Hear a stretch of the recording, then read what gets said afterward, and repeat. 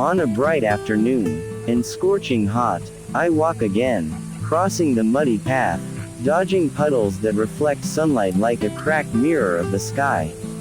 The sound of a thin wind, only occasionally touching the young rice leaves that are still pale green, still fragile, still looking for a foothold among the mud and hope. My steps are heavy, not because of the weight of my body, but because of the memories that were once left behind in these rice fields. Once, in this place, I learned patience, learned to be silent in invisible pain. Today, I come back, not to reminisce, but to hunt snails. Yes, rice field snails. Slow, slippery, but strong to survive. They are not just pests. They are symbols of perseverance, of fortitude, of small struggles that are often underestimated. One by one I lifted them from between the rice.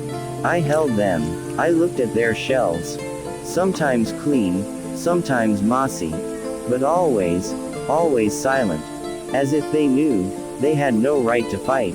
And I, also knew, that this hunt was not just about taking, but making you aware, that life, is about walking slowly, through the mud, avoiding the burning sun, and surviving, even though you never know who is hunting you, and for what. The day went on. The sun was getting higher. The sweat was getting heavier. But I didn't stop, because in every step I took, there was a soul learning to accept. There was a heart returning to its roots. And in this hand, it wasn't just a snail that I was holding, but a fragment of life that was never finished being told. I have often hunted snails in this rice field, 5 times a month, even more, but there are still many snails. Every visit, I witness this small miracle. With only patient steps, they dance again among the fallen rice grass, as if challenging time and fate that try to take their existence. I return to the rice field, and in the midst of the heat that tears the sky, there, I find the courage hidden in every crack in this wet soil. I see the snails hiding in the gaps of the grass, celebrating survival slowly and surely.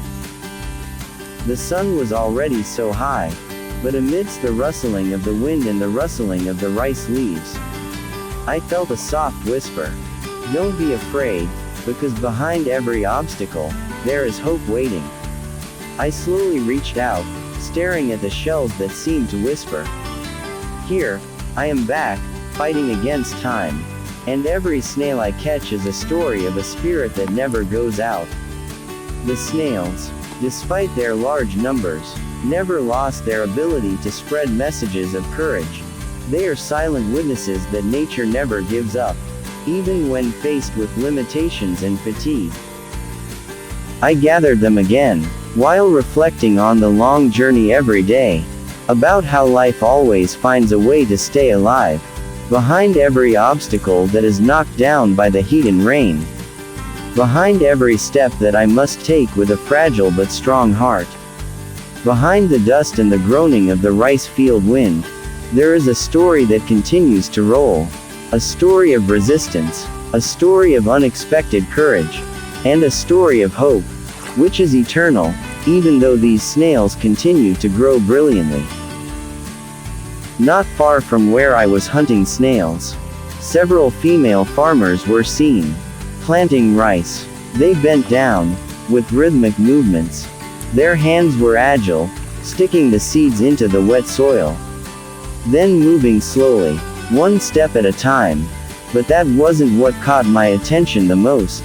But their voices echoed, laughter that suddenly exploded, light chatter that echoed in the middle of the expanse of rice fields. And because this place is so quiet, so open, their voices reach me, clearly, without obstruction. It's as if they're talking beside me, despite the distance, and the mud that separates us. Their laughter is not just laughter. There's a toughness there, a small celebration of a hard life. One of them laughed while patting his friend's shoulder. Another imitated the sound of a duck, And suddenly, the rice field turned into a simple stage, where the world felt less heavy than usual. I was silent, watching them from afar. There was a strange warmth creeping into my chest, which could not be explained with words alone. Because behind that joke hides a long fatigue. Behind the laughter hides a hope that is nurtured every season, without ever knowing if the harvest will be enough for all.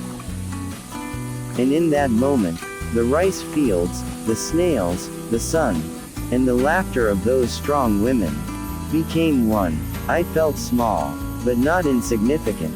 I felt silent, but not empty, because in the midst of this simplicity, I saw life, the most honest, the closest, and the most beautiful. The snails, which used to be small, only the size of a fingertip, are now starting to grow bigger. Their shells are shiny, sharply serrated, as if they are storing the time they have gone through, without complaint, without sound, but continuing to grow. Seeing that, I became more enthusiastic. There is a strange pride.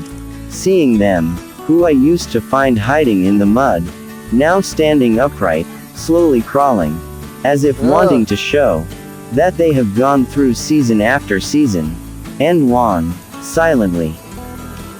Truly, something is growing not only in the snails, but also inside me, a sense of gratitude, unspoken. I can only feel from the way I hold them today. More carefully, more appreciatively. I paused for a moment, staring at the expanse of rice fields, the sky that was beginning to dim with thin clouds, and the laughter of the farmers that was slowly subsiding. There was a peace that slowly descended, enveloping my every step. The sack in my hands began to feel heavy, but my heart was light, because I knew, in the midst of this simplicity, I was witnessing a journey of life that not many people see. And maybe, I'm not just hunting snails.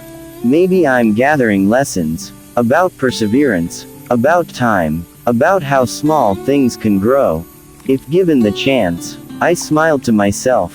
Then I walked again, into the middle of the rice field, where everything, always. I look at the rice field again.